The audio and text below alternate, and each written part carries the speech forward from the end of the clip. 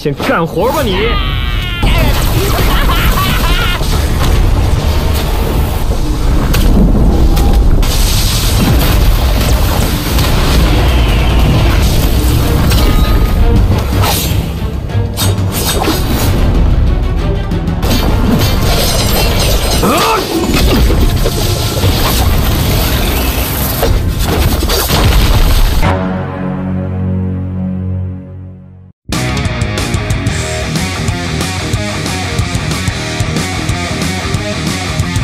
Halo guys, kembali lagi bersama Mimin di channel Now Film. Bagaimana kabar kalian hari ini? Semoga masih seneng-seneng aja ya, meskipun semalam Indonesia kalah telak sama Irak. Dan pada video kali ini, Mimin hadir kembali untuk meneruskan alur cerita dari Babang Shihao dalam Perfect World episode terbaru, yaitu Perfect World episode 161.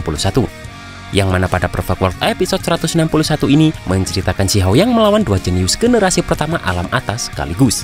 Dan kita akan kembali disuguhkan dengan pertarungan Shihao yang tambah OP parah. Dan seperti apa alur cerita selengkapnya, jangan lupa pencet tombol like dulu jika kalian suka. Dan kita langsung saja masuk ke alur ceritanya.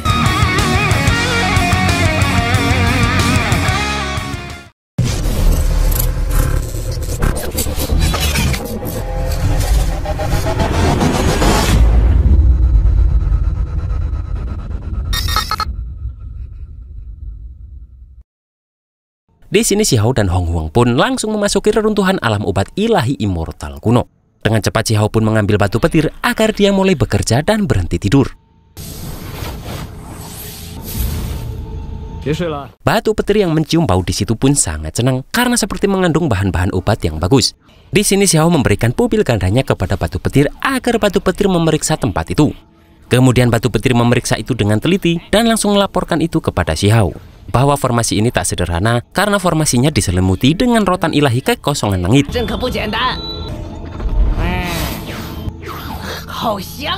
Dan Hong Huang memberitahu jika daging dan tulang buah itu bisa membangkitkan orang mati. Yang mana karena itu mereka berdua bertekad untuk memetik buah tersebut. Batu petir pun meminta mereka berdua pergi karena jika dirinya ikut pasti dirinya akan dijadikan tumbal lagi oleh Shihao. Dan hal itu akan membuat formasi tersebut semakin membesar dan kuat. Di sini Shihao sadar jika penyu putih dan wanita kemarin serta aroma obat yang menyebar ternyata adalah ilusi yang dibuat oleh rotan ilahi kekosongan langit untuk memancing orang menerobos formasi ini. Mendengar itu di sini batu petir langsung bertanya, pasti Shihao sudah tahu seberapa sulit menangani semua ini. Dan mendengar itu Shihao langsung bertanya apa syarat agar batu petir mau membantunya.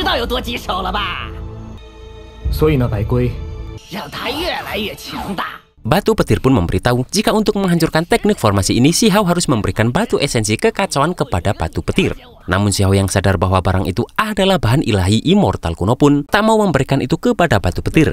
Dan Shihao dengan paksa langsung melemparkan batu petir ke dalam formasi tersebut. Terlihat lemparan Shihao ini berhasil menembus formasi penghalang itu. Namun tiba-tiba pilar-pilar di situ bereaksi dan terhubung satu sama lain kemudian mengeluarkan kekuatan besar ke langit.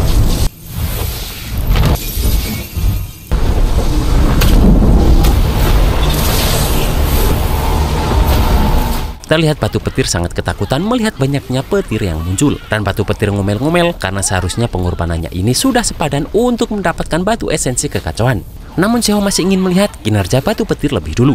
Mendengar itu, batu petir pun langsung mengeluarkan semua gunturnya untuk menghancurkan pilar-pilar itu satu persatu.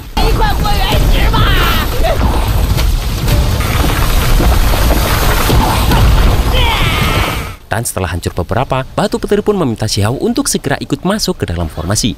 Saat Shihao mulai masuk, tiba-tiba muncullah serangan dari langit. Sementara terlihat di belakang, dua orang yang terus memperhatikan Shihao ini.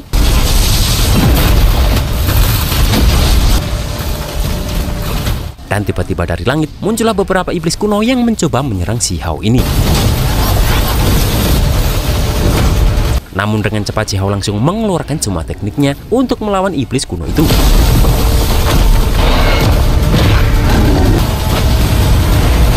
Sementara batu petir masih sibuk merusak pilar-pilar formasi tersebut. Yang mana setelah pilar itu hancur, iblis kuno tersebut langsung menghilang bersama dengan portal di langit yang hilang.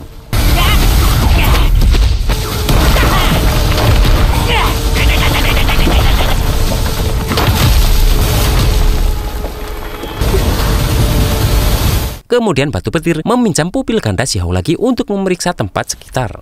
Dan batu petir melihat tubuh asli dari rotan ilahi kekosongan langit tersebut yang terperangkap. Dan dia sengaja memasang rune formasi pengorbanan darah untuk menyerap kekuatan dan untuk melepaskan diri dari jebakan.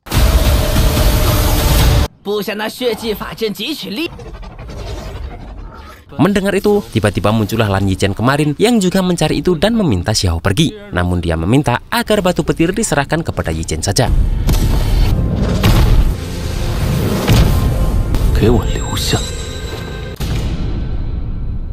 Xiao pun merasakan kekuatan besar dari Lan Yichen, sang jenius generasi pertama alam atas ini.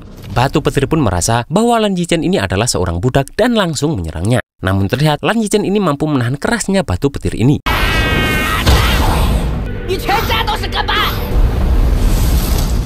Kemudian Lan Yichen meminta batu petir untuk tidak bertindak lagi, melihat batu petir mulai mengeluarkan kekuatan petirnya.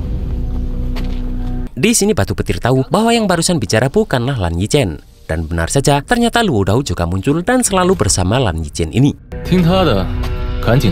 Xiao pun tahu jika mereka berdua ini hanya ingin mengambil keuntungan di tengah jalan ini. Namun Hong Huang memberitahu jika yang berbaju perak adalah Lan Dao, generasi pertama dari negara merah.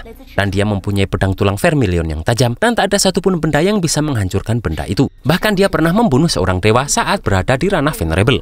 Sementara menurut Hong Huang, Lan Yichen yang berasal dari Gunung Lanjin lebih sulit untuk dihadapi karena ternyata dia merupakan perwujudan roh logam murni. Bahkan dia mempunyai teknik yang aneh dan sangat menakutkan. Mendengar itu di sini batu petir sadar bahwa pantas saja Lan Yichen sangat sulit saat dipukul karena ternyata Lan Yichen ini adalah sebuah harta pusaka. Sementara Xiao berjanji akan menerima mereka sebagai pengikut Xiao dan menjamin mereka tetap aman jika mereka berdua mau melepaskan rotan ilahi kekosongan langit itu untuk Xiao. Lan Yichen pun berkata jika orang yang pernah berkata seperti itu sebelumnya kepada dirinya kini sudah mati. Kemudian Lan Yichen meminta Luo Dao untuk membantu menyusun formasi untuk mengurung Xiao ini. Namun dengan cepat pun Lan Yichen ini mulai menyerang Xiao. Namun dengan satu gerakan Xiao mampu menahan Lan Yichen ini.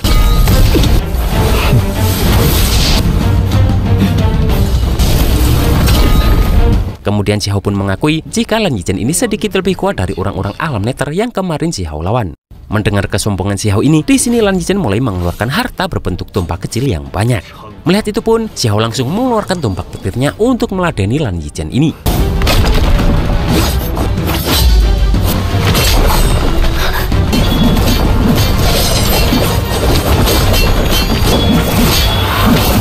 Terlihat menggunakan tombak tersebut, Lan Yichen sangat agresif dalam menyerang Xiao ini.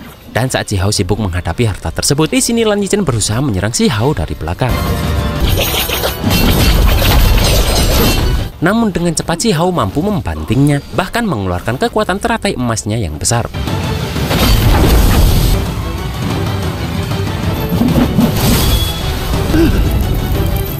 Tak cukup di situ saja, karena Xiao langsung menantang mereka berdua untuk maju sekaligus. Dengan cepat pun Lan Yichen ini langsung menyerang Xiao kembali. Namun dengan santainya, Xiao menahan serangan Lan Yichen ini.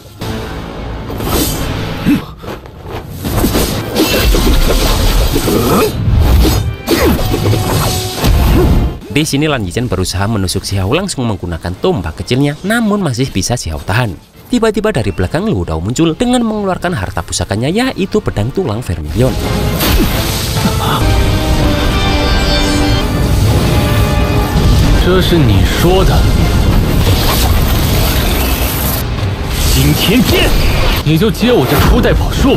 Tak memperhatikan serangan Yichen, Xiao malah dengan santainya memperhatikan Luo Dao ini, karena Xiao merasakan bahwa pedang ini agak aneh. Xiao pun langsung menghantam Lan Yichen melihat Luo Dao melemparkan pedangnya tadi. Dan setelah itu Xiao baru tahu kenapa Luo Dao bisa membunuh dewa melihat ledakan kekuatan pedangnya yang besar barusan.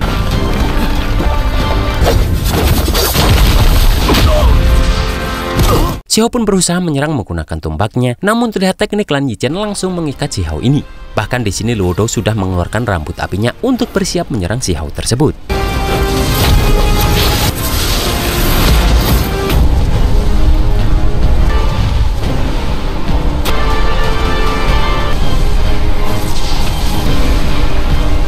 Dengan rambutnya tersebut, Luo Dao ini langsung memperangkap Xiao dan Xiao masuk ke dalam dunia aneh. Di sini dengan bangga, Luo Dao memberitahu bahwa ini adalah teknik pusaka dari generasi klannya.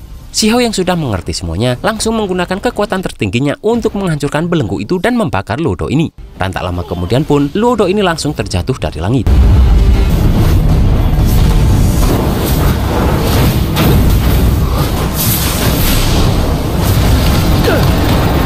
Melihat itu di sini dengan cepat, Lan Yichen langsung menyerang Xiao ini. Di sini Xiao tak menyangka jika ada musuh yang cukup jujur.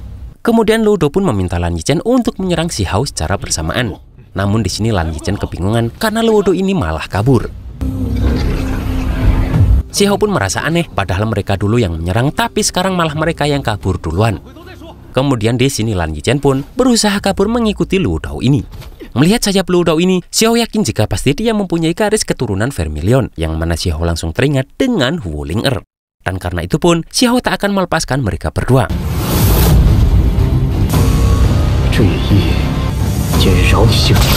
Xiao pun langsung mengejar Lu Do dan menyerang menggunakan teknik burung petirnya. Tak hanya di situ saja, karena batu petir juga ikut memukulnya agar Lu Do ini tak kabur.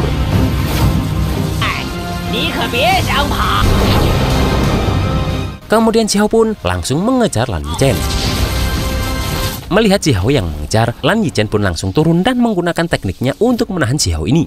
Dan teknik itu bernama Tentara Langit dan Bumi, yang adalah teknik yang dapat mengendalikan elemen logam. Di sini Xiao pun melihat bahwa muncullah magma deras dari bawah tanah. Karena selama ada logam di sekitar situ, Lan Yichen bisa menggunakan teknik Tentara Langit dan Bumi ini. Kemudian Yichen menambahkan tekniknya melihat Xiao yang ingin menghabisi dirinya. Namun cukup menggunakan satu tangannya saja bagi Xiao untuk menghadapi serangan Lan Yichen ini.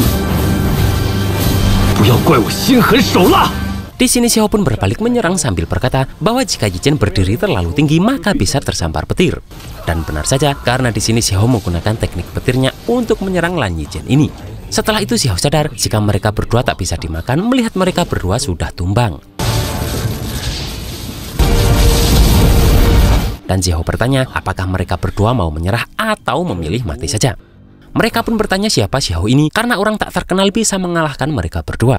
Xiao pun berkata bahwa orang-orang dari klan naga iblis memanggilnya keturunan darah pendosa, sementara di alam bawah dirinya dikenal dengan nama Xiao.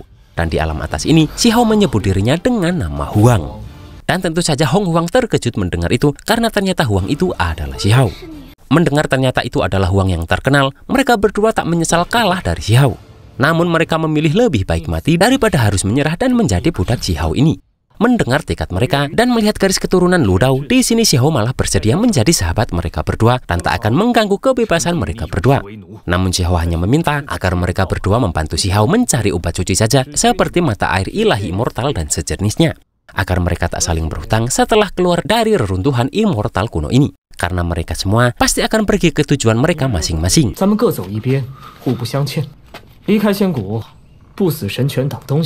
Di sini kemudian Xiao meminta izin untuk menanam benih formasi ilahi ke tubuh mereka berdua. Yang mana jika benih itu ditanam dalam tubuh seseorang, maka bisa mengendalikan hidup dan mati orang itu. Lu Do pun sedikit ketakutan karena berarti hidup dan mati mereka berdua akan dikendalikan oleh Xiao. Namun Xiao langsung memasukkan benih tersebut dan meminta mereka tak khawatir karena mereka adalah generasi pertama. Kemudian Xiao berjanji akan membantu mereka melepaskan benih itu saat mereka meninggalkan reruntuhan immortal kuno ini. Dan batu petir menertawakan mereka berdua karena seorang jenius malah menjadi seorang budak. Sementara di pinggiran tanah tak bertuan, terlihat beberapa orang dari klan kedua orang tadi yang saling menyalahkan karena jenius generasi pertama tadi yang menjadi budak. Sementara Xiao langsung menggunakan tungku emas andalannya dan langsung memasukkan rotan ilahi kekosongan langit tersebut ke dalamnya. Dan Xiao berjanji akan melanjutkan menggunakan api 1000 jalan untuk membakar tubuh menempa jiwa dan membentuk tubuh sejatinya.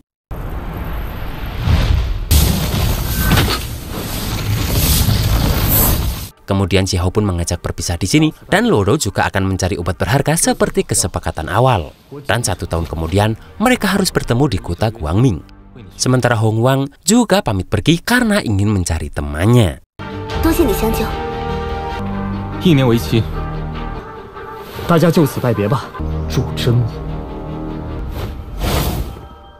Dan pada Perfect World episode 162, terlihat Xiao yang sedang berusaha membentuk tubuh sejatinya malah diserang tetua dari klan Nether yang terlihat lebih kuat.